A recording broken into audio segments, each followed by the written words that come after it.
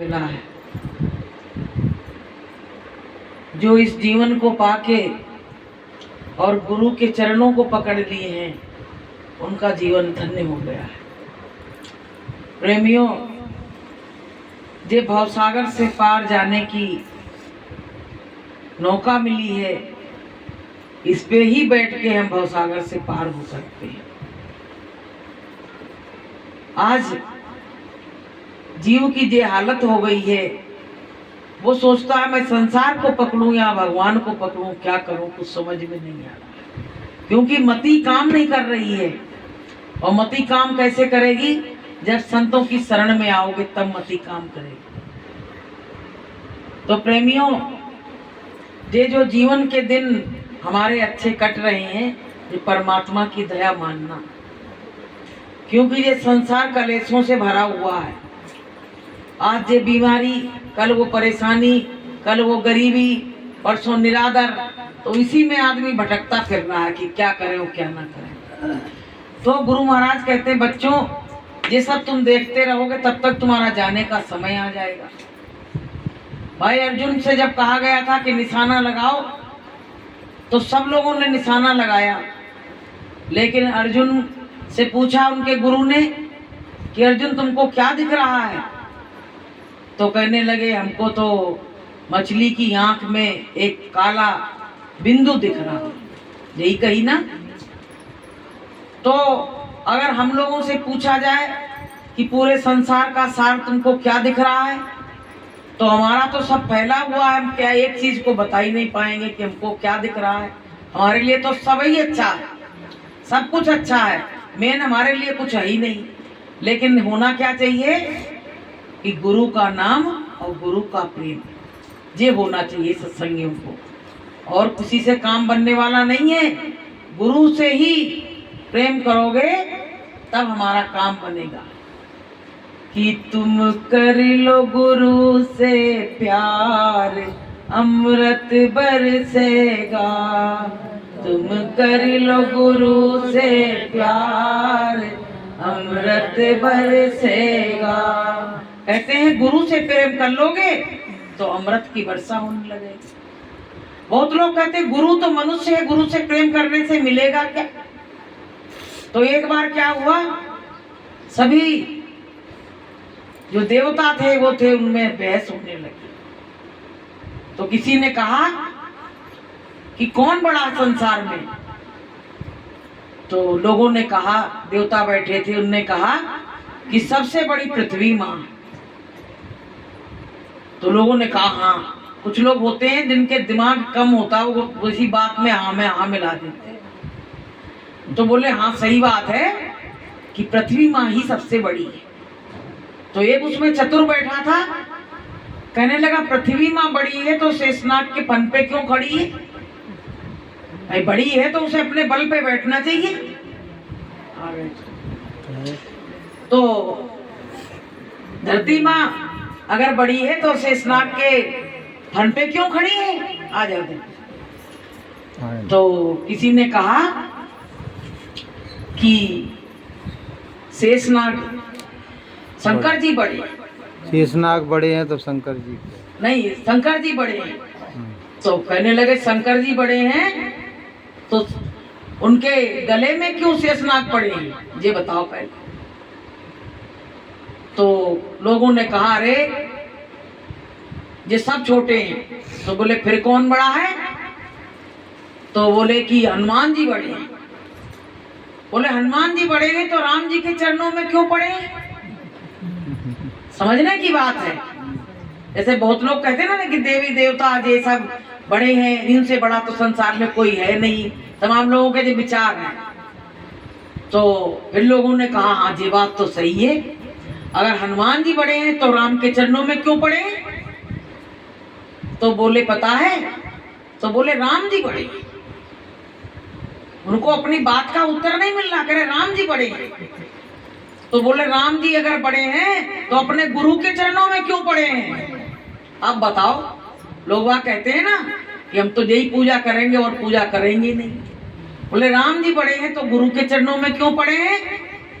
तो लोगों ने कहा कि कोई बड़ा नहीं है, कि सबसे बड़ा गुरु ही है। इसका मतलब कि जब भगवान भी इनके चरणों में पड़े हैं तो सबसे बड़ा कौन है? गुरु है।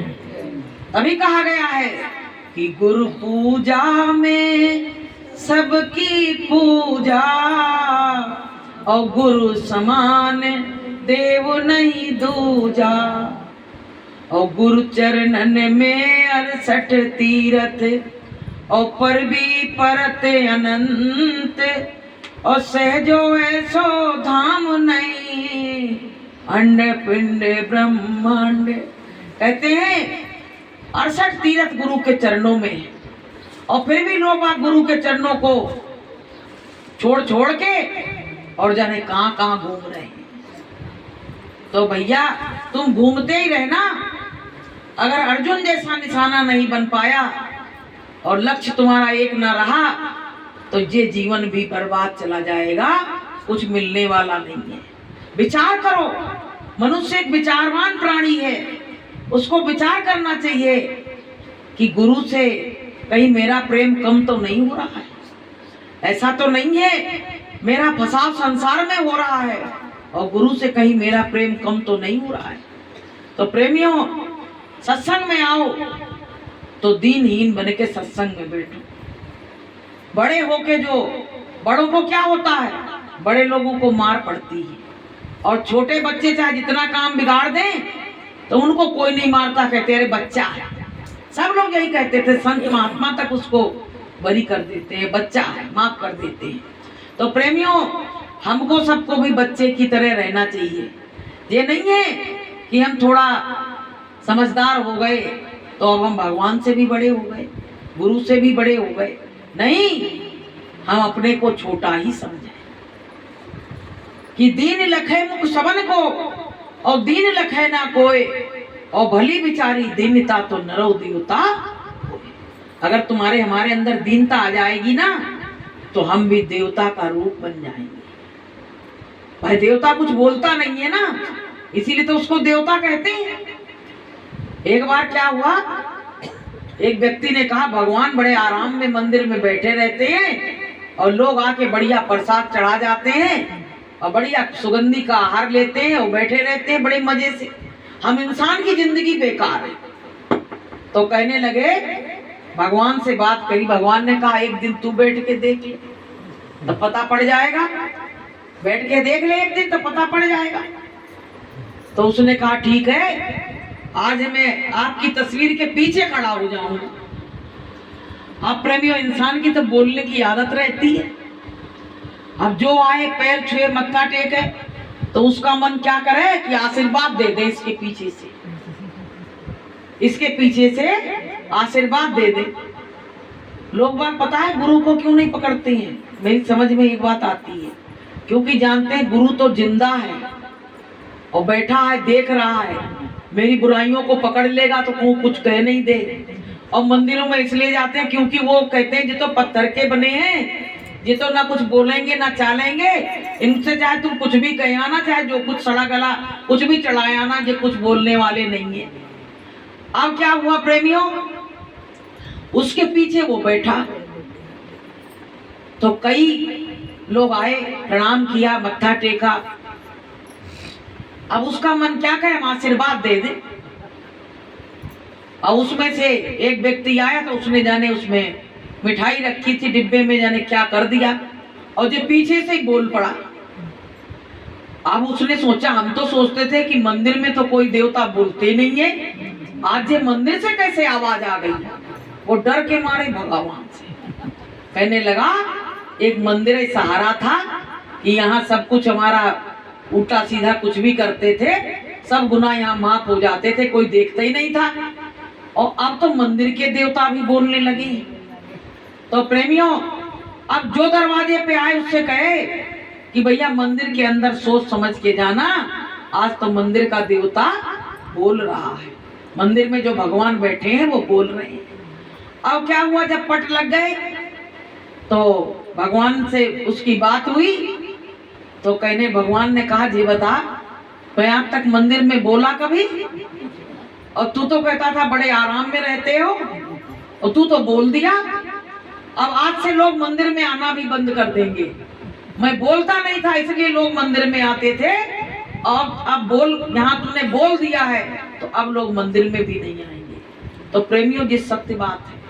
अगर हमारे अवगुणों को परमात्मा को केवल बताने लगे तो मंदिरों की भीड़ कम हो जाएगी, क्योंकि हमारे अंदर इतने अवगुण भरे हैं जिसका कोई हिसाब नहीं है।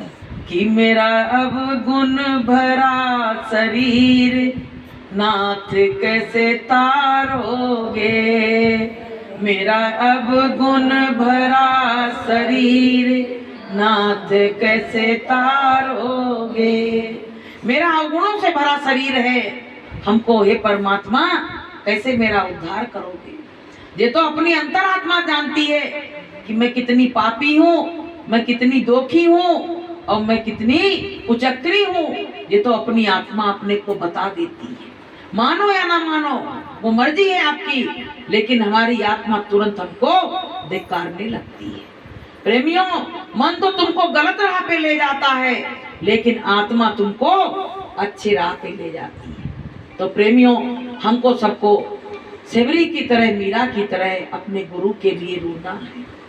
विरह की बात करो, विरह की बात सुनो, और गुरु महाराज से यही कहो, मालिक हमारे अंदर हर समय विरह की अग्नि जलती रहे, हमको तुमसे प्रेम हो जाए और हमको किसी चीज की जरूरत नहीं है। तो प्रेमियों, एक बार क्या हुआ,